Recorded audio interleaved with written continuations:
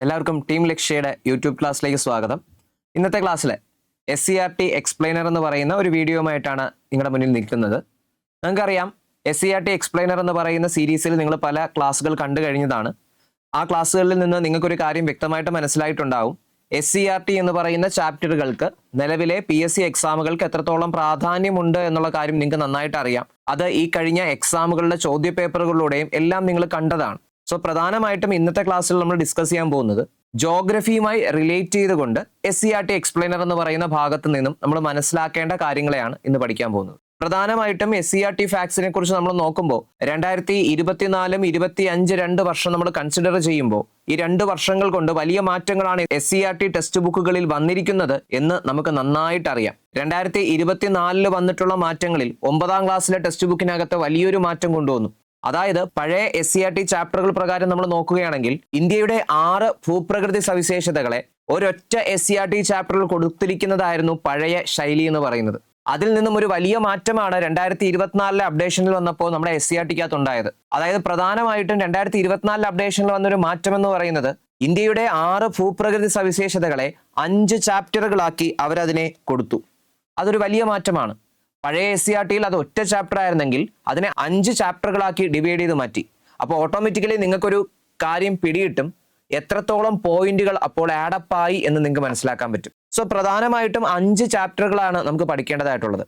ഏതൊക്കെയാണ് 5 ചാപ്റ്ററുകൾ എന്ന് ചോദിച്ചാൽ ആ SCERTയിൽ നിന്നുമുള്ള 9ാം ക്ലാസ്സിലെ 5 ചാപ്റ്ററുകളെയാണ് ഞാൻ നിങ്ങളെ പരിചയപ്പെടുത്തുന്നത്. ഇനി അങ്ങോട്ട് നടക്കാൻ പോകുന്ന 2025-ലും 2026-ലും ഇനി വരാൻ പോകുന്ന എല്ലാ എക്സാമുകൾക്കും ഏറ്റവും കൂടുതൽ ചോദ്യങ്ങൾ നിങ്ങൾക്ക് പ്രതീക്ഷിക്കാവുന്ന ഒരു മേഖലയാണ് ഈ 5 ചാപ്റ്ററുകൾ. ഈ 5 ചാപ്റ്ററുകൾ നിങ്ങൾ പക്കാ കവർ ചെയ്യുകയാണെങ്കിൽ ഏകദേശം ഇന്ത്യൻ ജോഗ്രഫിയുടെ സിലബസിന്റെ ഒരു 90% മേഖല നിങ്ങൾക്ക് കവർ ചെയ്യാൻ പറ്റും. അത്രത്തോളം ഇമ്പോർട്ടന്റ് ആയിട്ടുള്ള ചാപ്റ്ററുകളാണ് ഈ 5 ചാപ്റ്ററുകൾ. ഏതൊക്കെയാണ് 5 ചാപ്റ്ററുകൾ? ഒന്നാമത്തെ ചാപ്റ്റർ എന്ന് പറയുന്നത് ലോകത്തിന്റെ നെറുകയിൽ എന്ന് പറയുന്ന ചാപ്റ്ററാണ്. രണ്ടാമത്തേത് വിശാല സമതല ഭൂവിൽ. മൂന്നാമത്തത് ഭൗമചരിത്രമുറങ്ങുന്ന പീഠഭൂമി. 7ാമത്തെ ചാപ്റ്ററാണ് മണലാരണ്യത്തിലൂടെ എന്ന് പറയുന്ന ചാപ്റ്റർ. 8ാമത്തെ ചാപ്റ്ററാണ് തീരങ്ങളിലൂടെ എന്ന് പറയുന്ന ചാപ്റ്റർ. ഇതിൽ ലോകത്തിന്റെ നെറുകയിൽ എന്ന് പറയുന്നത് ഉത്തര പർവ്വത മേഖല എന്ന് വിളിക്കുന്ന ഇന്ത്യയുടെ ഏറ്റവും മുകൾ ഭാഗത്ത് കാണപ്പെടുന്ന ഹിമാലയം ഉൾപ്പെടുന്ന പ്രദേശത്തിന്റെ ഭൂപ്രകൃതി സവിശേഷതകളെ കുറിച്ചാണ് പഠിപ്പിക്കുന്നത്. അതിന്റെ തൊട്ടു താഴെ സിന്ധുവും ഗംഗയും ബ്രഹ്മപുത്രയും ഒക്കെ ഉണ്ടാക്കിയ വിശാലമായിട്ടുള്ള ഗംഗാ സമതലം എന്നറിയപ്പെടുന്ന സിന്ധു ഗംഗാ ബ്രഹ്മപുത്ര സമതലം എന്നറിയപ്പെടുന്ന ആ ഒരു പ്രദേശത്തെ കുറിച്ചാണ് നിങ്ങൾ വിശാല സമതല ഭൂവിൽ എന്നുള്ള ഭാഗത്ത് പഠിക്കുന്നത്. ആ ഒരു ചാപ്റ്റർ നിങ്ങൾ പഠിക്കുമ്പോൾ ഇന്ത്യയുടെ നദികളെ കുറിച്ച് നിങ്ങൾ എടുത്ത് പഠിക്കും. അതുപോലെ ഇന്ത്യയുടെ കാലാവസ്ഥയെക്കുറിച്ച് മനസ്സിലാക്കും. അത് കഴിഞ്ഞ് നിങ്ങൾ പഠിക്കുന്നതാണ് ഭൗമചരിത്രമുറങ്ങുന്ന പീഠഭൂമി. ഇന്ത്യയുടെ ഭൂപ്രകൃതി സവിശേഷതകളിൽ ഏറ്റവും വിശാലമായതും ഏറ്റവും വലിയ ഭൂപ്രകൃതി വിഭാഗം എന്ന് പറയുന്നത് പീഠഭൂമിയാണ്. ആ പീഠഭൂമിയെക്കുറിച്ച് നിങ്ങൾ ആ ചാപ്റ്ററിൽ പഠിക്കും. അത് കഴിഞ്ഞ് നിങ്ങൾ കാണുന്നത് മണലാരണ്യത്തിലൂടെ എന്ന് പറയുന്ന ചാപ്റ്ററാണ്, മരുഭൂമിയെക്കുറിച്ചുള്ള ചാപ്റ്റർ. അതുപോലെ മറ്റൊന്നാണ് തീരപ്രദേശം, തീരങ്ങളിലൂടെയുള്ള ചാപ്റ്റർ. അതായത് ഇന്ത്യയുടെ തീരപ്രദേശത്തെക്കുറിച്ച്. അതിനോടൊപ്പം നമ്മൾ ഒരാളെ കൂടെ പഠിക്കും, ദ്വീപുകൾ എന്ന് പറയുന്ന മറ്റൊരു ഭൂപ്രകൃതിയെ കൂടെ അവിടെ പഠിക്കും. സോ ദ്വീപുകൾ എന്ന് പറയുന്ന പ്രദേശവും തീരപ്രദേശം എന്ന് പറയുന്ന 2 ഭൂപ്രകൃതി സവിശേഷതകളെ ഒരൊറ്റ ചാപ്റ്ററിലാക്കി അവർ കൊടുത്തിട്ടുണ്ട്. അതാണ് ഞാൻ പറഞ്ഞത്, 6 ഭൂപ്രകൃതി സവിശേഷതകളെ 5 ചാപ്റ്ററുകളാക്കി SCERT കൊടുത്തിട്ടുണ്ട്. മക്കളെ, ഞാൻ നിങ്ങളോട് വീണ്ടും വീണ്ടും ഉറപ്പിച്ച് പറയുകയാണ്, ഈ 5 ചാപ്റ്ററുകൾ പഠിച്ചിട്ടേ നിങ്ങൾ ഏതൊരു PSC എക്സാമിനും ഇനി പോകാവൂ. 2025 ഒക്ടോബർ മാസം നടന്ന എക്സാമുകൾ നിങ്ങൾ പരിശോധിച്ച് നോക്കിയാൽ 2025 ഒക്ടോബർ നവംബർ മാസങ്ങളിൽ നടന്നിട്ടുള്ള 10th പ്രിലിംസ് ഉൾപ്പെടെയുള്ള PSCയുടെ ചോദ്യ പേപ്പറുകൾ പരിശോധിച്ച് നോക്കിയാൽ ആ ചോദ്യ പേപ്പറുകളിലെല്ലാം നിങ്ങൾ കാണുന്നത് ഈ കാണുന്ന പാഠഭാഗങ്ങളിലുള്ള ചോദ്യങ്ങൾ തന്നെയാണ്. ഒരു വാക്കിന് പോലും മാറ്റമില്ലാതെ ആ വാചകം അതുപോലെ തന്നെ ചോദ്യങ്ങൾ വരെ ഉണ്ട്. സോ അത്രത്തോളം പ്രാധാന്യം അർഹിക്കുന്നതാണ് ഈ 5 ചാപ്റ്ററുകൾ.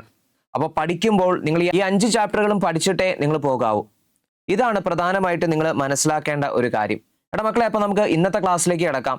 ഇന്നത്തെ ക്ലാസ്സിൽ നമ്മൾ പ്രധാനമായിട്ട് നോക്കാൻ പോകുന്നത് ഈ 5 ചാപ്റ്ററുകളിലെ ഒരു പ്രധാന ഭൂപ്രകൃതി വിഭാഗമായ മണലാരണ്യത്തിലൂടെ എന്ന് പറയുന്ന ചാപ്റ്ററിനകത്തുള്ള ചില കീ പോയിന്റ്സിനെ നിങ്ങളുടെ മുന്നിലേക്ക് കൊണ്ടെത്തിക്കുകയാണ് ഞാൻ. ഏറ്റവും എളുപ്പമായിട്ട് നിങ്ങൾക്ക് എങ്ങനെ പഠിക്കാം. ഒരുപാട് പുതിയ മാറ്റങ്ങൾ കൊണ്ടുവന്നൊരു മേഖലയാണ് മരുഭൂമി.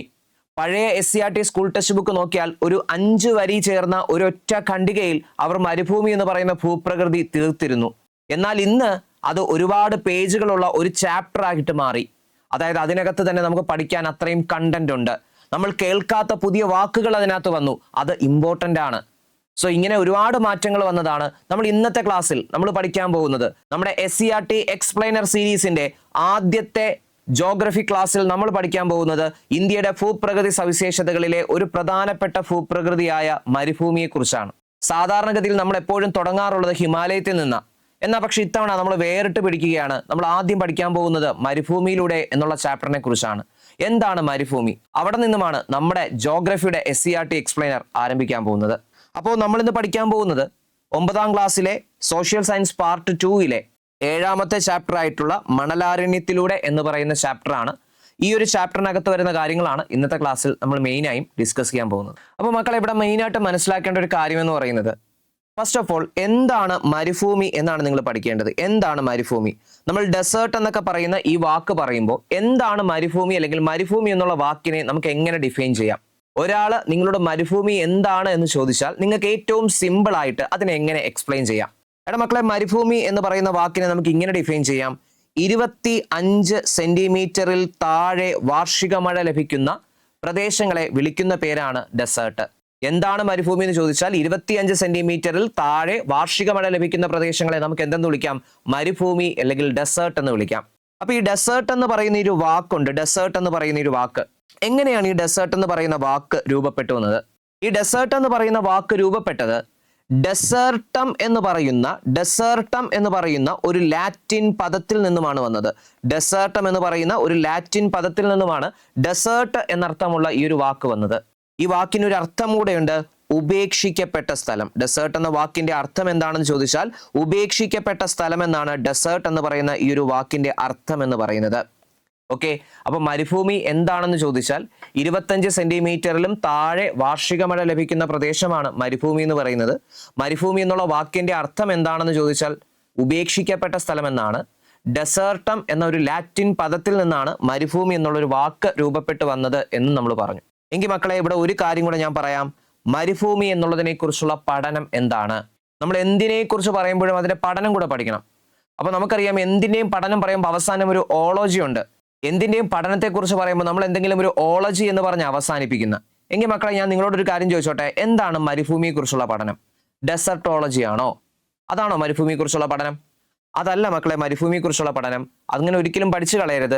മരുഭൂമിയെ കുറിച്ചുള്ള പഠനം അറിയപ്പെടുന്ന പേരാണ് എറിമോളജി. മരുഭൂമിയെ കുറിച്ചുള്ള പഠനം അറിയപ്പെടുന്ന പേരാണ് എറിമോളജി. മക്കളെ, ഞാൻ പറഞ്ഞത് ആകെ 4 പോയിന്റ്, വെറും 4 പോയിന്റാണ് നിങ്ങളുടെ മുന്നിലേക്ക് ഞാൻ വെച്ചത്.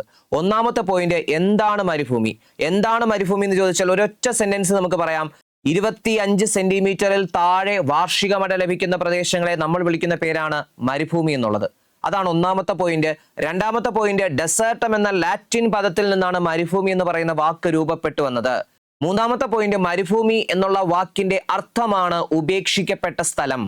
നാലാമത്തെ പോയിന്റ്, മരുഭൂമിയെ കുറിച്ചുള്ള പഠനം അറിയപ്പെടുന്ന പേര് എറിമോളജി എന്നാണ്. മരുഭൂമിയെ കുറിച്ചുള്ള പഠനം അറിയപ്പെടുന്ന പേര് എറിമോളജി എന്നാണ്. സോ 4 പോയിന്റുകൾ നിങ്ങൾ ഇവിടെ കവർ ചെയ്തു.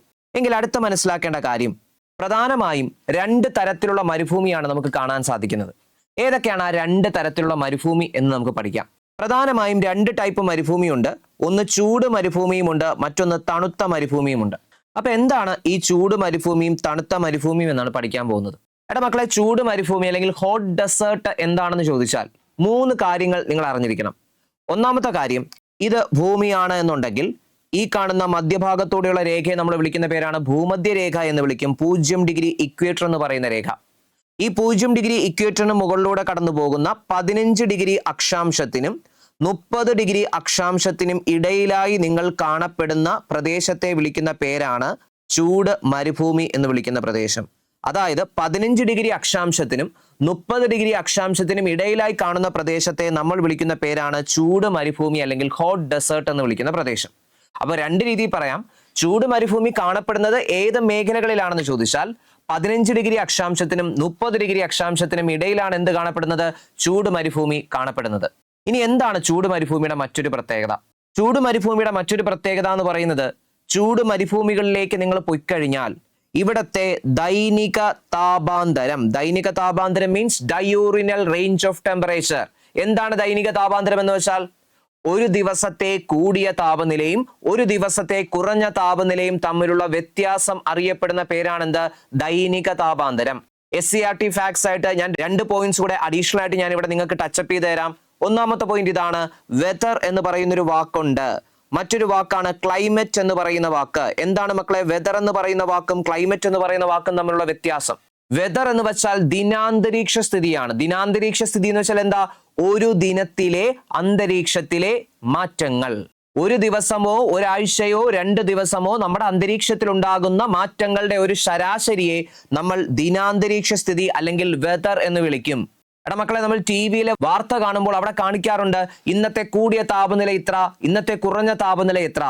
വെതർ ഫോർകാസ്റ്റിംഗ് എന്നൊരു ഹെഡിങ്ങും കാണും.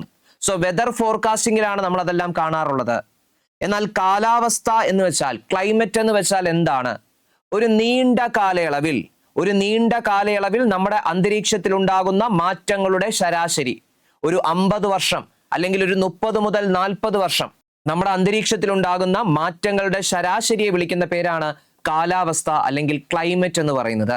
അപ്പൊ ഇവിടെ നമ്മൾ പരിചയപ്പെട്ട വാക്ക് ഡയൂറിനൽ റേഞ്ച് ഓഫ് ടെമ്പറേച്ചർ ആണ്, ദൈനിക താപാന്തരം. ഒരു ദിവസത്തെ കൂടിയ താപനിലയും ഒരു ദിവസത്തെ കുറഞ്ഞ താപനിലയും തമ്മിലുള്ള വ്യത്യാസത്തിനെ വിളിക്കുന്ന പേരാണ് ദൈനിക താപാന്തരം. എങ്കിൽ എന്താണ് ഇവിടുത്തെ ദൈനിക താപാന്തരത്തിന്റെ പ്രത്യേകത എന്ന് ചോദിച്ചാൽ, ചൂട് മരുഭൂമികളിലേക്ക് നിങ്ങൾ പോകുമ്പോൾ അവിടെ ദൈനിക താപാന്തരത്തിന്റെ വാല്യൂ കൂടുതലായിരിക്കും.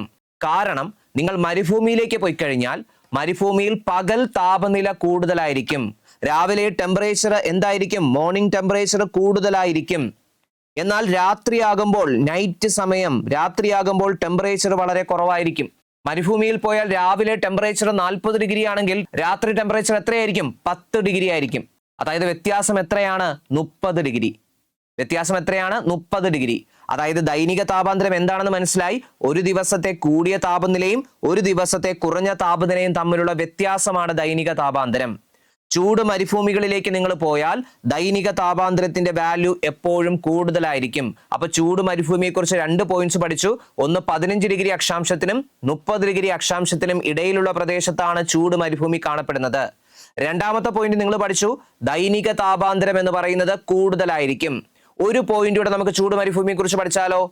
എടാ മക്കളെ, ഒരു വൻകര എടുത്താൽ, ഒരു ലാൻഡ് മാസ് എടുത്താൽ, ആ ലാൻഡ് മാസിന്റെ ഏത് സൈഡിലാണ് മരുഭൂമി, ചൂട് മരുഭൂമി കാണപ്പെടുന്നതെന്ന് ചോദിച്ചാൽ പടിഞ്ഞാറ് ഭാഗത്താണ്. ഏത് ഭാഗത്താണ്?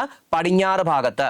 ചൂട് മരുഭൂമി ഒരു പ്രദേശത്തിന്റെ അല്ലെങ്കിൽ ഒരു കരയുടെ ഏത് ഭാഗത്തായിരിക്കുമെന്ന് ചോദിച്ചാൽ അത് പടിഞ്ഞാറ് ഭാഗത്തായിരിക്കും. എടാ മക്കളെ, നിങ്ങൾ കാണാതെ പഠിക്കണ്ട, നിങ്ങൾ ഇത്രയും ആലോചിച്ചാൽ മതി. നമ്മുടെ ഇന്ത്യ എടുത്തു. ഇന്ത്യയിൽ എവിടെയാണ് മരുഭൂമി ഉള്ളത്? അത് നമുക്ക് കാണാതെ അറിയാം, രാജസ്ഥാനിലാണ്. രാജസ്ഥാൻ എന്ന് പറയുന്ന സംസ്ഥാനം ഇന്ത്യയുടെ ഏത് സൈഡിലാണ്? പടിഞ്ഞാറ് ഭാഗത്ത്. സോ ഉത്തരം അവിടെ സെറ്റായി. അതായത് ഇത്രയും മനസ്സിലാക്കിയാൽ മതി, ചൂട് മരുഭൂമികൾ എപ്പോഴും കാണപ്പെടുന്നത് വൻകരകളുടെയോ ലാൻഡ് മാസുകളുടെയോ പടിഞ്ഞാറ് ഭാഗത്താണ്. 3 കാര്യങ്ങളാണ് പഠിച്ചത്. ചൂട് മരുഭൂമി എവിടെ കാണപ്പെടുന്നു? 15 ഡിഗ്രിക്കും 30 ഡിഗ്രി അക്ഷാംശത്തിനും ഇടയിൽ. വൻകരകളുടെ ഏത് സൈഡിൽ? പടിഞ്ഞാറ് ഭാഗത്ത്. മൂന്നാമത്തെ പോയിന്റ്, ദൈനിക താപാന്തരത്തിന്റെ വാല്യൂ കൂടുതലാണ്. അപ്പൊ ചൂട് മരുഭൂമി സെറ്റ്. അടുത്തതിലോട്ട് പോയാലോ? കോൾഡ് ഡെസേർട്ട്, തണുത്ത മരുഭൂമി.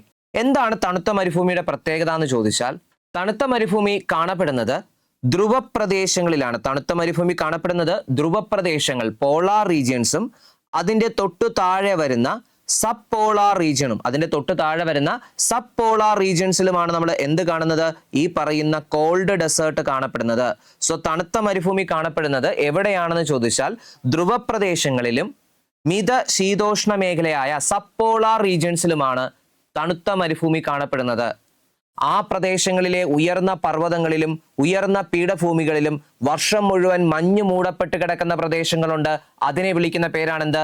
തണുത്ത മരുഭൂമി അല്ലെങ്കിൽ കോൾഡ് ഡെസേർട്ട്. തണുത്ത മരുഭൂമി എന്താണെന്ന് ചോദിച്ചാൽ ഇത്രയേ ഉള്ളൂ, ഭൂമിയുടെ ഏറ്റവും 2 അറ്റത്തുള്ള ധ്രുവപ്രദേശങ്ങളും അതിന് തൊട്ട് താഴെയുള്ള മിത ശീതോഷ്ണ മേഖലകളിലും വർഷം മുഴുവൻ മഞ്ഞ് മൂടപ്പെട്ട് കാണപ്പെടുന്ന ഉയർന്ന പീഠഭൂമികളും ഉയർന്ന പർവ്വതങ്ങളുമുണ്ട്. ആ പ്രദേശങ്ങളിലാണ് നമുക്ക് തണുത്ത മരുഭൂമി അല്ലെങ്കിൽ കോൾഡ് ഡെസേർട്ട് കാണുവാൻ സാധിക്കുന്നത്. ഇതാണ് കോൾഡ് ഡെസേർട്ടിന്റെ പ്രത്യേകത. അപ്പൊ മക്കളെ, നമ്മൾ എന്തൊക്കെ പഠിച്ചു? മരുഭൂമിയെക്കുറിച്ച് 4 പോയിന്റ്, ചൂട് മരുഭൂമിയെക്കുറിച്ച് 3 പോയിന്റ്, തണുത്ത മരുഭൂമിയെക്കുറിച്ച് 1 പോയിന്റ്. സെറ്റാണല്ലോ ഇത്രയും കാര്യം. അപ്പൊ ഈ പഠിച്ചതിനെ നമുക്കൊന്ന് SCERT കണക്ട് ചെയ്താലോ? ഈ പറഞ്ഞതെല്ലാം നിങ്ങളുടെ SCERT ഫാക്റ്റ് ആണ്. നമുക്ക് അതിലേക്കൊന്ന് പോവാം. എടാ മക്കളെ, നിങ്ങളുടെ ചാപ്റ്ററിന്റെ തുടക്കം തന്നെ പറയുന്ന കാര്യം ഇതാണ്. എന്താണ് മരുഭൂമി എന്നാണ് പറയുന്നത്. സോ എന്താണ് മരുഭൂമി എന്ന് ചോദിച്ചാൽ ഇത്രയേ ഉള്ളൂ. 25 സെന്റിമീറ്ററിലും താഴെ വാർഷിക മഴ ലഭിക്കുന്ന പ്രദേശങ്ങളെയാണ് പൊതുവെ മരുഭൂമികൾ എന്ന് വിളിക്കുന്നത്. എല്ലാ മരുഭൂമികളിലും ഒരേ സ്വഭാവം പുലർത്തുന്നവയാണോ എന്നൊരു ചോദ്യം നിങ്ങളോട് ചോദിക്കുന്നുണ്ട്. അതായത് 2 തരത്തിലുള്ള മരുഭൂമിയുണ്ട്. ശീത മരുഭൂമികൾ എന്ന് പറയുന്ന ഒരു ടൈപ്പുമുണ്ട്, ഉഷ്ണ മരുഭൂമികൾ എന്ന് പറയുന്ന മറ്റൊരു ടൈപ്പുമുണ്ട്. കോൾഡ് ഡെസേർട്ടുമുണ്ട്, ഹോട്ട് ഡെസേർട്ടുമുണ്ട്. സോ നമ്മൾ ഇവരെ കുറിച്ചാണ് ഇനി അങ്ങോട്ട് പഠിക്കാൻ പോകുന്നത്. ആദ്യം നമ്മൾ പഠിക്കാൻ പോകുന്നത് ശീത മരുഭൂമികളെ കുറിച്ചാണ്, തണുത്ത മരുഭൂമികളെ കുറിച്ച്. ധ്രുവപ്രദേശങ്ങളിലും മിത ശീതോഷ്ണ പ്രദേശങ്ങളിലെ പർവ്വതങ്ങളിലും ഉയർന്ന പീഠഭൂമികളിലും വർഷം മുഴുവൻ മഞ്ഞ് മൂടിക്കിടക്കുന്ന കൊടും തണുപ്പ് അനുഭവപ്പെടുന്ന പ്രദേശങ്ങളെയാണ് ശീത മരുഭൂമികൾ എന്ന് വിളിക്കുന്നത്. സോ എന്താണ് ശീത മരുഭൂമി എന്ന് ചോദിച്ചാൽ ഇത്രയേ ഉള്ളൂ. ധ്രുവപ്രദേശങ്ങളിലും മിത ശീതോഷ്ണ പ്രദേശങ്ങളിലെ പർവ്വതങ്ങളിലും ഉയർന്ന പീഠഭൂമികളിലും വർഷം മുഴുവൻ മഞ്ഞ് മൂടിക്കിടക്കുന്ന കൊടും തണുപ്പ് അനുഭവപ്പെടുന്ന പ്രദേശങ്ങളെ നമ്മൾ വിളിക്കുന്ന പേരാണ് ശീത മരുഭൂമികൾ അല്ലെങ്കിൽ കോൾഡ് ഡെസേർട്ട്. അടുത്തത് നമ്മൾ പഠിച്ചത് ഏതായിരുന്നു? ചൂട് മരുഭൂമികളെ കുറിച്ചായിരുന്നു. പൊതുവെ 15 ഡിഗ്രി മുതൽ 30 ഡിഗ്രി വരെ അക്ഷാംശങ്ങൾക്കിടയിൽ വൻകരകളുടെ പടിഞ്ഞാറ് ഭാഗത്തായി കാണപ്പെടുന്ന വരണ്ടതും വളരെ ഉയർന്ന പകൽ താപനില അനുഭവപ്പെടുന്നതുമായ പ്രദേശങ്ങളാണ് ഉഷ്ണ മരുഭൂമികൾ.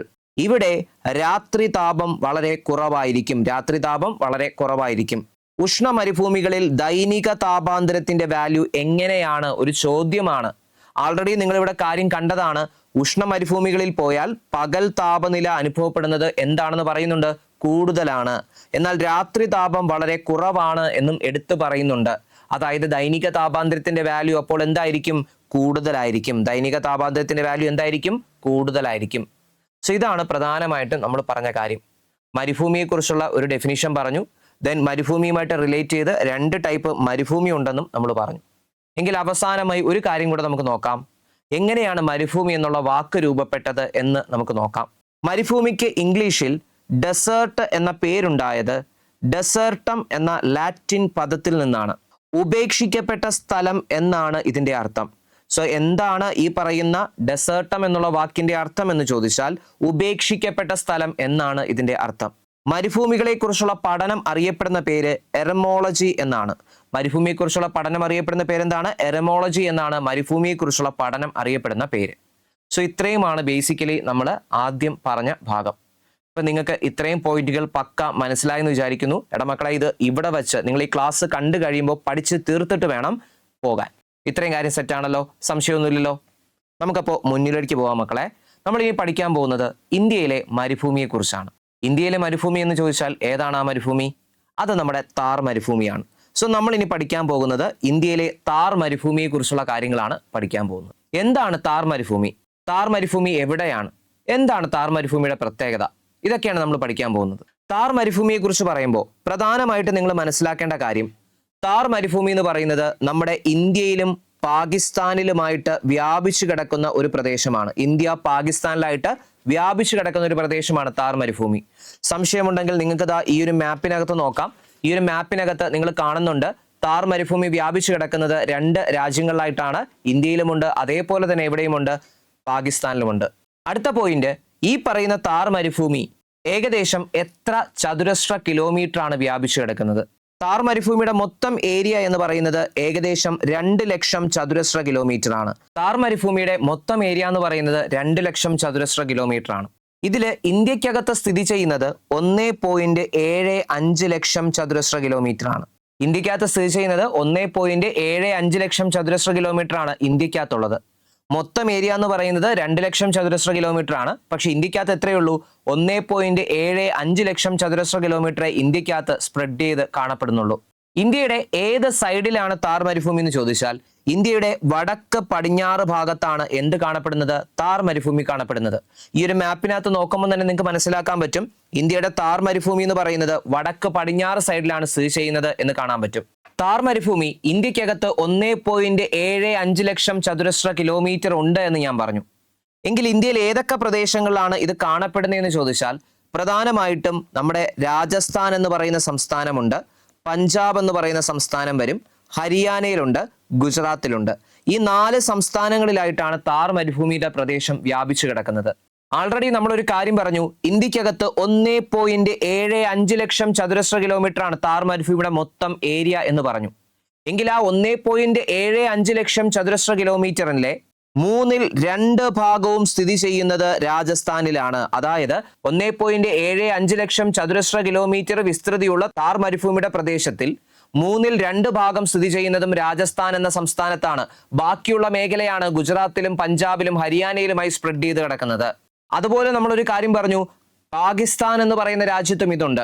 എങ്കിൽ പാകിസ്ഥാനിൽ എവിടെയാണ് ഇത് കാണപ്പെടുന്നത് എന്ന് ചോദിച്ചാൽ പാകിസ്ഥാനിലെ പഞ്ചാബ്, സിന്ധ് എന്ന് പറയുന്ന പ്രദേശങ്ങളിലാണ്. പഞ്ചാബിലെ സിന്ധ്, പഞ്ചാബ് എന്ന് പറയുന്ന പ്രൊവിൻസുകളിലാണ് പാകിസ്ഥാനിൽ താർ മരുഭൂമി വ്യാപിച്ചു കിടക്കുന്നത്. താർ മരുഭൂമി പാകിസ്ഥാനിൽ എവിടെയാണ് വ്യാപിച്ചു കിടക്കുന്നതെന്ന് ചോദിച്ചാൽ പ്രധാനമായും പഞ്ചാബ്, സിന്ധ് പ്രവിശ്യകളിലാണ് വ്യാപിച്ചു കിടക്കുന്നത് എന്ന് മനസ്സിലാക്കി വെക്കുക. ഇതാണ് പ്രധാനമായിട്ടും താർ മരുഭൂമിയുമായി റിലേറ്റ് ചെയ്ത് ഓർത്തിരിക്കേണ്ട കാര്യം. അപ്പൊ ഇത്രയും കാര്യം മനസ്സിലായല്ലോ. താർ മരുഭൂമിയെ കുറിച്ചുള്ള ഒരു ബേസിക് ഐഡിയ നിങ്ങൾക്ക് കിട്ടി. എങ്കിൽ അടുത്ത് മനസ്സിലാക്കേണ്ടത് താർ മരുഭൂമിയുടെ അതിർത്തികൾ ഏതൊക്കെയാണ് നോക്കിയാലോ. താർ മരുഭൂമിയുടെ അതിർത്തികൾ ഏതൊക്കെയാണെന്ന് നോക്കാം. താർ മരുഭൂമിയുടെ അതിർത്തികളെ കുറിച്ച് പറയുമ്പോൾ താർ മരുഭൂമിയുടെ കിഴക്ക് ഭാഗം എന്ന് പറയുന്നത് ആരവല്ലി പർവ്വതനിരകളാൽ സമ്പന്നമാണ്. ആരവല്ലി പർവ്വതമാണ് കിഴക്ക് ഭാഗത്ത് വന്നാൽ കാണാൻ പറ്റുന്നത്. പടിഞ്ഞാറ് ഭാഗത്തേക്ക് വരുമ്പോൾ ഒരു നദിയുടെ നീരൊഴുക്ക് കാണാൻ സാധിക്കും. സിന്ധു നദിയുടെ നീരൊഴുക്ക്. സിന്ധു നദിയുടെ നീരൊഴുക്കാണ് ഇവിടെ കാണാൻ സാധിക്കുന്നത്. സിന്ധു നദീതടം ആണ് ആ പ്രദേശത്ത് കാണാൻ സാധിക്കുന്നത്. വടക്ക് പടിഞ്ഞാറ് ഭാഗത്തേക്ക് പോയാൽ അവിടെ വരുന്നത് സട്ലജ് നദീതടമാണ്. വടക്ക് പടിഞ്ഞാറ് ഭാഗത്ത് ആരാണ്? സട്ലജ് നദീതടമാണ്. ഇങ്ങ് താഴെ തെക്ക് ഭാഗത്തേക്ക് വന്നാൽ അവിടെ റാൻ ഓഫ് കച്ച് ആണ്. ഇവിടെ റാൻ ഓഫ് കച്ച്, ഗുജറാത്തിലെ റാൻ ഓഫ് കച്ച്. ഇതാണ് താർ മരുഭൂമിയുടെ അതിർത്തി എന്ന് പറയുന്നത്. സോ താർ മരുഭൂമിയുടെ അതിർത്തികളെ കുറിച്ച് പറയുകയാണെങ്കിൽ ഒരു സൈഡിൽ ആരവല്ലി പർവ്വതമുണ്ട്. മുകൾ ഭാഗത്തേക്ക് വടക്ക് പടിഞ്ഞാറ് ഭാഗത്തേക്ക് വരുമ്പോൾ സട്ലജ് ഉണ്ട്. ദെൻ പടിഞ്ഞാറ് ഭാഗത്തേക്ക് വന്നാൽ സിന്ധു നദീതടമുണ്ട്. തെക്ക് ഭാഗത്തേക്ക് വന്നാൽ റാൻ ഓഫ് കച്ച് ഉണ്ട്. ഇതാണ് താർ മരുഭൂമിയുടെ സ്വാഭാവികമായിട്ടുള്ള അതിരുകൾ എന്ന് പറയുന്നത്. അപ്പോൾ താർ മരുഭൂമിയെ കുറിച്ച് മനസ്സിലായി, താർ മരുഭൂമിയിൽ കാണപ്പെടുന്ന പ്രദേശങ്ങളെ കുറിച്ച് മനസ്സിലായി. എങ്കിൽ മക്കളെ നമ്മൾ മനസ്സിലാക്കേണ്ടത് താർ മരുഭൂമി എങ്ങനെ രൂപപ്പെട്ടു എന്നാണ് പഠിക്കേണ്ടത്. താർ മരുഭൂമിയുടെ രൂപീകരണം എങ്ങനെയായിരുന്നു, എങ്ങനെയാണ് ഇങ്ങനെ ഒരു മരുഭൂമി ഇവിടെ ഉണ്ടായത്, ഇതാണ് നമ്മൾ മനസ്സിലാക്കേണ്ട കാര്യം. എങ്ങനെ താർ മരുഭൂമി രൂപപ്പെട്ടു എന്ന് നമുക്ക് പഠിച്ചാലോ. എടാ മക്കളെ, നിങ്ങൾ ഈ കാണുന്നത് ഇന്ത്യയുടെ മാപ്പാണ്. ഇന്ത്യയുടെ മാപ്പിൽ നിങ്ങൾക്കറിയാം ഈ ഭാഗത്ത് നമുക്കറിയാം പശ്ചിമഘട്ടം എന്ന് വിളിക്കുന്ന മലനിരയുണ്ട്. അതിന്റെ സൈഡിലായിട്ട് ഈ സൈഡിൽ പൂർവ്വഘട്ടം എന്ന് വിളിക്കുന്ന മലനിരയുണ്ട്. ഇന്ത്യയുടെ ഏറ്റവും മുകൾ ഭാഗത്തേക്ക് വരുമ്പോൾ നമുക്കറിയാം ഹിമാലയം എന്നൊക്കെ വിളിക്കുന്ന പർവ്വതനിരകൾ ഈ ഭാഗത്തൂടെ കടന്നു പോകുന്നുണ്ട്. അതുപോലെ ഈ ഭാഗത്തേക്ക് വരുമ്പോൾ ആരവല്ലി എന്ന് വിളിക്കുന്ന ഒരു പർവ്വതനിര ഇവിടെ നിങ്ങൾക്ക് കാണാൻ പറ്റും. ആരവല്ലി എന്ന് വിളിക്കുന്ന ഒരു പർവ്വതനിര ഇവിടെ കാണാൻ പറ്റും. സോ ഇതാണ് പ്രധാനമായിട്ടും ഇന്ത്യയുടെ ഭൂപ്രകൃതിയിലെ ചില പ്രധാനപ്പെട്ട സവിശേഷതകൾ എന്ന് പറയുന്നത്. ശരിയാണല്ലോ. ഇനി നിങ്ങളോട് ഞാനൊരു കാര്യം പറയാം. നമ്മുടെ ഇന്ത്യയിലെ എല്ലാ പ്രദേശങ്ങൾക്കും ഏറ്റവും കൂടുതൽ മഴ ലഭിക്കാറുള്ളത് ഏത് സമയത്താണ്? നമ്മൾ പണ്ട് സ്കൂളിൽ പഠിക്കുമ്പോൾ സ്കൂൾ തുറക്കുന്ന ദിവസം, ശരിയല്ലേ? അതാണ് നമ്മുടെ മനസ്സിൽ മഴ എന്ന് പറയുമ്പോൾ ആദ്യം ഓടി വരുന്ന ഡേറ്റ്. എടാ മക്കളെ, ആ സമയം ജൂൺ മാസം നമുക്ക് കിട്ടുന്ന ഒരു മൺസൂൺ ഉണ്ട്, തെക്കു പടിഞ്ഞാറൻ മൺസൂൺ, സൗത്ത് വെസ്റ്റ് മൺസൂൺ എന്നൊക്കെ നമ്മൾ പറയുന്ന ഒരു മൺസൂൺ ഉണ്ട്. ആ മൺസൂണാണ് നമ്മുടെ ഇന്ത്യയിലെ എല്ലാ സ്ഥലങ്ങളിലും പ്രധാനമായും മഴ നൽകുന്ന സമയം എന്ന് പറയുന്നത്, അല്ലെങ്കിൽ മഴ നൽകുന്ന മൺസൂൺ എന്ന് പറയുന്നത്. ആ തെക്കു പടിഞ്ഞാറൻ മൺസൂൺ കാറ്റുകൾ ഇന്ത്യയിലേക്ക് കടന്നു വരുമ്പോൾ എന്താണ് സംഭവിക്കുന്നത് നമുക്കൊന്ന് നോക്കിയാലോ. ഈ സൈഡിൽ നിന്നും തെക്കു പടിഞ്ഞാറൻ മൺസൂൺ കാറ്റ് കന്യാകുമാരി മുനമ്പിലേക്ക് വരികയാണ്. കന്യാകുമാരി മുനമ്പിൽ തെക്കു പടിഞ്ഞാറൻ മൺസൂൺ കാറ്റ് വന്ന് തട്ടിയതിനു ശേഷം 2 ബ്രാഞ്ചുകളായി അത് മാറുകയാണ്, അല്ലെങ്കിൽ പിരിയുകയാണ്. ഒരു ബ്രാഞ്ച് ഇവിടെ നിന്ന് ബംഗാൾ ഉൾക്കടലിന്റെ ഭാഗത്തൂടെ കടന്നു ചെന്ന് നമ്മുടെ ബംഗ്ലാദേശിലെ സുന്ദർബൻസ് ഡെൽറ്റ വഴി ഇന്ത്യക്കകത്തേക്ക് പ്രവേശിക്കും. ഇന്ത്യക്കകത്ത് പ്രവേശിച്ചതിന് ശേഷം ഒന്ന് കിഴക്കോട്ടും പോകും, ഒന്ന് പടിഞ്ഞാറോട്ടും പോകും. പടിഞ്ഞാറോട്ട് പോകുന്ന കാറ്റുകൾ ഇതുവഴി കടന്നു ചെന്ന് നമ്മുടെ ഇന്ത്യയുടെ മധ്യഭാഗത്തൂടെ കടന്നു ചെന്ന് ആരവല്ലി പർവ്വതത്തിന്റെ ഭാഗത്തേക്കൊക്കെ ചെന്ന് തട്ടി ഹിമാലയങ്ങളിൽ തട്ടി ഈ പ്രദേശങ്ങളിലെല്ലാം നല്ല രീതിയിൽ മഴ നൽകുന്നതാണ്. അതുപോലെ മറ്റൊരു ബ്രാഞ്ച് ഉണ്ട്, അറബിക്കടൽ ശാഖ എന്ന് പറയുന്ന ബ്രാഞ്ച്. അറബിക്കടൽ ശാഖ പശ്ചിമഘട്ടത്തിന്റെ സൈഡിലൂടെ കടന്നു ചെന്ന് ഈ മേഖലകളിലൊക്കെ തട്ടി ഈ മേഖലകളിലൊക്കെ നല്ല മഴ നൽകി ഇതുവഴി കടന്ന് ഈ പറയുന്ന ആരവല്ലി പർവ്വതത്തിന് സമാന്തരമായി ഈ കാറ്റുകൾ ഇതുപോലെ കടന്നു പോകും. അപ്പൊ നിങ്ങൾ കാണുന്നുണ്ട് പശ്ചിമഘട്ടത്തിന്റെ സൈഡിലെല്ലാം ഈ കാറ്റുകൾ കടന്നു വരുന്നുണ്ട്. അവിടെയൊക്കെ നല്ല രീതിയിൽ ഇത് മഴ നൽകുന്നുണ്ട്. പക്ഷേ ഒരു കാര്യം മാത്രം ഞാൻ പറയാം, ഈ പറയുന്ന ആരവല്ലിയുടെ സൈഡിലൂടെ, രാജസ്ഥാന്റെ സൈഡിലൂടെ ഈ പറയുന്ന കാറ്റുകൾ കടന്നു പോകുമ്പോൾ ആ മേഖലയിൽ മാത്രം മഴ പെയ്യത്തില്ല. ഈ ഒരു മേഖല മാത്രം മഴ പെയ്യാതെ കാണപ്പെടുന്നതായിട്ട് നമുക്ക് മനസ്സിലാക്കാൻ പറ്റും. ഈ ഒരു മേഖല മഴ പെയ്യാത്ത ഒരു അവസ്ഥയിലേക്ക് എത്തുന്നതായിട്ട് നമുക്ക് മനസ്സിലാക്കാൻ പറ്റും. എന്താണ് അതിന്റെ റീസൺ? അതിന്റെ റീസൺ മക്കളെ ഇത്രയേ ഉള്ളൂ. ഈ പറയുന്ന ആരവല്ലി പർവ്വതത്തിന് സമാന്തരമായാണ് ഈ കാറ്റുകൾ കടന്നുപോയത്. ആരവല്ലി പർവ്വതത്തിന് സമാന്തരമായാണ് കാറ്റുകൾ കടന്നുപോയത്. എപ്പോഴും മനസ്സിലാക്കുക, മൺസൂൺ കാറ്റുകൾ ഒരു പർവ്വതത്തിന് സമാന്തരമായി കടന്നു പോവുകയാണെങ്കിൽ അവിടെ ഒരിക്കലും മഴ പെയ്യുകയില്ല. കാറ്റുകൾ കടന്നു പോകുമ്പോൾ പർവ്വതത്തിൽ വന്ന് ഇടിച്ചാൽ മാത്രമേ, പർവ്വതത്തിൽ വന്ന് തട്ടിയാൽ മാത്രമേ അവിടെ മഴ പെയ്യുകയുള്ളൂ. ഒരിക്കലും ഒരു പർവ്വതത്തിന് സമാന്തരമായി കടന്നു പോകുന്ന മൺസൂൺ കാറ്റുകൾ മഴ നൽകത്തില്ല. അതൊരിക്കലും മഴ പെയ്യാൻ സാധ്യത ഉണ്ടാക്കത്തില്ല. സോ ഇതാണ് പ്രധാനമായും മൺസൂൺ കാറ്റുകളുടെ ഒരു പ്രത്യേകത എന്ന് പറയുന്നത്. മനസ്സിലായോ? അങ്ങനെ മഴ പെയ്യാതെ പെയ്യാതെ പെയ്യാതെ ആരവല്ലിയുടെ പടിഞ്ഞാറൻ ഭാഗം താർ മരുഭൂമി ഉൾപ്പെടുന്ന ഇന്നത്തെ പ്രദേശത്ത് മഴ ലഭിക്കാതെ ആ പ്രദേശം ഒരു ഊഷര മണലാരണ്യമായിട്ട് മാറി. അങ്ങനെയാണ് താർ മരുഭൂമി രൂപപ്പെട്ടത്. സോ എങ്ങനെ താർ മരുഭൂമി രൂപപ്പെട്ടെന്ന് ചോദിച്ചാൽ സിമ്പിളായിട്ട് ഇത്രയുള്ള കാര്യം. പ്രധാനമായും മഴ കൊണ്ടുവരുന്ന കാറ്റുകളാണ് മൺസൂൺ കാറ്റുകൾ. അതിൽ പ്രധാനപ്പെട്ട മൺസൂണാണ് തെക്കു പടിഞ്ഞാറൻ മൺസൂൺ കാറ്റ്. ഇന്ത്യയിലേക്ക് വരുന്ന തെക്കു പടിഞ്ഞാറൻ മൺസൂൺ കാറ്റുകൾ 2 ശാഖകളായിട്ട് മാറി. ഒന്ന് അറബിക്കടൽ ശാഖയും ഒന്ന് ബംഗാൾ ശാഖ. ബംഗാൾ ശാഖ കറങ്ങിത്തിരിഞ്ഞ് ആരവല്ലിയുടെ ഭാഗത്തെത്തുന്നു. പക്ഷെ ആരവല്ലി എന്ന് പറയുന്ന പർവ്വതം അതിനെ തടഞ്ഞു നിർത്തുന്നു. അതുകൊണ്ട് ആരവല്ലി പർവ്വതത്തിന്റെ കിഴക്ക് ഭാഗം മഴ പെയ്യുന്നു. അറ്റ് ദ സെയിം ടൈം പടിഞ്ഞാറ് ഭാഗത്ത് മഴ പെയ്യുന്നില്ല. അതുപോലെ തെക്കു പടിഞ്ഞാറൻ മൺസൂൺ കാറ്റിന്റെ അറബിക്കടൽ ശാഖ പശ്ചിമഘട്ട മലനിരകൾക്ക് സൈഡിലൂടെ പോയി ആ പ്രദേശങ്ങളിലെല്ലാം മഴ നൽകി അവസാനം ഗുജറാത്തിന്റെ ഭാഗത്തിലൂടെ ആരവല്ലി പർവ്വതനിരകൾക്ക് സമാന്തരമായി കടന്നു പോകുന്നു. അങ്ങനെ ആരവല്ലി പർവ്വതത്തിന്റെ സമാന്തരമായി കടന്നു പോകുന്നത് കൊണ്ട് ആ പ്രദേശത്ത് മഴ ലഭിക്കുന്നില്ല. സോ ഒരൊറ്റ റീസണേ ഉള്ളൂ, അത് ആരവല്ലി പർവ്വതത്തിന് സമാന്തരമായത് കൊണ്ട് ആ മേഖലയിൽ മഴ പെയ്യുന്നില്ല. അങ്ങനെ മഴ പെയ്യാതെ ആ പ്രദേശം ഒരു ഊഷര മണലാരണ്യമായിട്ട് മാറി. ഇങ്ങനെയാണ് താർ മരുഭൂമി രൂപപ്പെട്ടത്. സിമ്പിൾ അല്ലേ? സോ താർ മരുഭൂമിയുടെ രൂപീകരണം എങ്ങനെയാണ് എന്ന് നിങ്ങൾക്കൊരു ഐഡിയ കിട്ടി എന്ന് വിചാരിക്കുന്നു. അപ്പൊ നമുക്ക് താർ മരുഭൂമിയെ ഒന്ന് പരിചയപ്പെട്ടാലോ? നമ്മൾ പഠിച്ച താർ മരുഭൂമി നിങ്ങൾ ദാ ഈ കാണുന്നതാണ് താർ മരുഭൂമി. ആ താർ മരുഭൂമിയുടെ ഒരു സൈഡിൽ നിങ്ങൾക്ക് ആരവല്ലി നിരകളെ കാണാം. പടിഞ്ഞാറ് ഭാഗത്തേക്ക് വരുമ്പോൾ സിന്ധു നദീതടമുണ്ട്. വടക്ക് പടിഞ്ഞാറ് ഭാഗത്ത് സട്ലജ് നദീതടമുണ്ട്. ഇങ്ങ് താഴെ തെക്ക് ഭാഗത്ത് റാൻ ഓഫ് കച്ചുമുണ്ട്. ഇതാണ് നമ്മുടെ താർ മരുഭൂമി. അപ്പൊ താർ മരുഭൂമിയുടെ സ്വാഭാവിക അതിരുകൾ നിങ്ങൾക്ക് വ്യക്തമായിട്ട് മനസ്സിലായി. കിഴക്ക് ഭാഗത്ത് ആരവല്ലി പർവ്വതനിരകളുണ്ട്. വടക്ക് പടിഞ്ഞാറ് ഭാഗത്ത് സട്ലജ് നദീതടമുണ്ട്. പടിഞ്ഞാറ് ഭാഗത്തേക്ക് വരുമ്പോൾ സിന്ധു നദീതടമുണ്ട്. തെക്ക് ഭാഗത്തേക്ക് വരുമ്പോൾ അവിടെ റാൻ ഓഫ് കച്ചുമുണ്ട്. എന്താണ് താർ മരുഭൂമിയെ കുറിച്ച് പറഞ്ഞ മറ്റു വസ്തുതകൾ? ഇന്ത്യൻ ഉപഭൂഖണ്ഡത്തിന്റെ വടക്കു പടിഞ്ഞാറ് ഭാഗത്തായി സ്ഥിതി ചെയ്യുന്ന വിശാലമായ ഭൂപ്രദേശമാണ് താർ മരുഭൂമി. 2 ലക്ഷത്തിൽ പരം ചതുരശ്ര കിലോമീറ്റർ വിസ്തൃതിയുള്ള ഈ മരുഭൂമിയുടെ ഏകദേശം 1.75 ലക്ഷം ചതുരശ്ര കിലോമീറ്ററും ഇന്ത്യയിലാണ് സ്ഥിതി ചെയ്യുന്നത്. ഇന്ത്യയിൽ താർ മരുഭൂമിയുടെ 2 ഭാഗവും രാജസ്ഥാനിലാണ് സ്ഥിതി ചെയ്യുന്നത്. ബാക്കി ഭാഗം ഹരിയാന, പഞ്ചാബ്, ഗുജറാത്ത് എന്നീ സംസ്ഥാനങ്ങളിലായി വ്യാപിച്ചു കിടക്കുന്നു. പാകിസ്ഥാനിലെ സിന്ധ്, പഞ്ചാബ് പ്രവിശ്യകളിലും താർ മരുഭൂമിയുടെ തുടർച്ച കാണാൻ കഴിയും. താർ മരുഭൂമിയുടെ സ്ഥാനം, വ്യാപ്തി എന്നിവ മനസ്സിലാക്കിയല്ലോ. ഇനി താർ മരുഭൂമിയുടെ രൂപീകരണത്തിനിടയാക്കിയ സാഹചര്യങ്ങൾ എന്തെല്ലാമാണെന്ന് പരിശോധിക്കാം. എങ്ങനെയാണ് താർ മരുഭൂമി രൂപപ്പെട്ടത് എന്നാണ് നമ്മൾ ഇനി പറയാൻ പോകുന്നത്. രാജസ്ഥാന്റെ പടിഞ്ഞാറൻ മേഖലയിൽ മഴ തീരെ കുറവാണ്. എന്താണ് ഇതിന്റെ കാരണം? ഇന്ത്യയിൽ മുഖ്യമായി മഴ കൊണ്ടുവരുന്നത് തെക്കു പടിഞ്ഞാറൻ മൺസൂൺ കാറ്റുകളാണ് എന്ന് നമുക്കറിയാം. പടിഞ്ഞാറൻ തീരസമതലത്തിലൂടെ ഗുജറാത്തിൽ പ്രവേശിക്കുന്ന തെക്കു പടിഞ്ഞാറൻ മൺസൂൺ കാറ്റുകളുടെ അറബിക്കടൽ ശാഖ ആരവല്ലി പർവ്വതനിരകൾക്ക് സമാന്തരമായി കടന്നു പോകുന്നതിനാൽ രാജസ്ഥാന്റെ ഉൾപ്രദേശങ്ങളിൽ പ്രവേശിക്കുന്നില്ല. അതിനാൽ ഈ മഴക്കാറ്റുകളിൽ നിന്നും ഇന്ത്യയുടെ വടക്കു പടിഞ്ഞാറൻ മേഖലയിൽ, പ്രത്യേകിച്ചും രാജസ്ഥാന്റെ പടിഞ്ഞാറൻ മേഖലയിൽ മഴ ലഭിക്കാനുള്ള സാധ്യത വളരെ വളരെ കുറവാണ്. അപ്പോൾ എന്തുകൊണ്ടാണ് താർ മരുഭൂമി രൂപപ്പെട്ടത് എന്നുള്ള കാര്യം വ്യക്തമായി മനസ്സിലായില്ലേ? അറബിക്കടൽ ശാഖ ഈ പറയുന്ന ആരവല്ലി പർവ്വതനിരകൾക്ക് സമാന്തരമായി കടന്നുപോയത് കൊണ്ടാണ്, പാരലലായി കടന്നുപോയത് കൊണ്ടാണ് ആ മേഖലയിൽ മഴ പെയ്യാത്തത്. അതാണ് ഇവിടുത്തെ ഏറ്റവും വലിയ ഹൈലൈറ്റ് ചെയ്തിട്ടുള്ള ഒരു പോയിന്റ്. അതായത് നിങ്ങൾ എപ്പോഴും മനസ്സിലാക്കണം, മൺസൂൺ കാറ്റുകൾ പർവ്വതത്തിന് സമാന്തരമായി പോയാൽ ആ മേഖലയിൽ ഒരിക്കലും എന്ത് പെയ്യത്തില്ല? മഴ പെയ്യത്തില്ല. പർവ്വതത്തിന് സമാന്തരമായി പോയാൽ എന്ത് പെയ്യത്തില്ല? മഴ പെയ്യത്തില്ല. ഇതാണ് പ്രധാനമായും മനസ്സിലാക്കേണ്ട ഒരു കാര്യം. ഇനി തെക്കു പടിഞ്ഞാറൻ മൺസൂൺ കാറ്റിന്റെ ബംഗാൾ ഉൾക്കടൽ ശാഖയുടെ സഞ്ചാരഗതി പരിശോധിക്കൂ. ഹിമാലയ പർവ്വതത്തിന് സമാന്തരമായി കിഴക്കു നിന്നും പടിഞ്ഞാറോട്ട് സഞ്ചരിക്കുന്ന ഈ കാറ്റിന് ഇന്ത്യയുടെ വടക്കു പടിഞ്ഞാറ് ഭാഗത്ത് ആരവല്ലി പർവ്വതനിരകൾ തടഞ്ഞു നിർത്തുന്നു. അതിനാൽ ബംഗാൾ ഉൾക്കടൽ ശാഖയിൽ നിന്നും താർ മരുഭൂമി ഉൾപ്പെടുന്ന പ്രദേശങ്ങളിൽ മഴ ലഭിക്കുന്നില്ല. അതുപോലെ ഈ പ്രദേശങ്ങളിലെ ഉയർന്ന ബാഷ്പീകരണ തോതും വരണ്ട കാറ്റും മഴ പെയ്യാനുള്ള സാധ്യത കുറയ്ക്കുന്നു. ദശലക്ഷക്കണക്കിന് വർഷങ്ങളോളം ഇതേ അന്തരീക്ഷ സ്ഥിതി തുടരുന്ന ഏതൊരു ഭൂപ്രദേശവും ഒരു ഊഷര മണലാരണ്യമായി മാറും.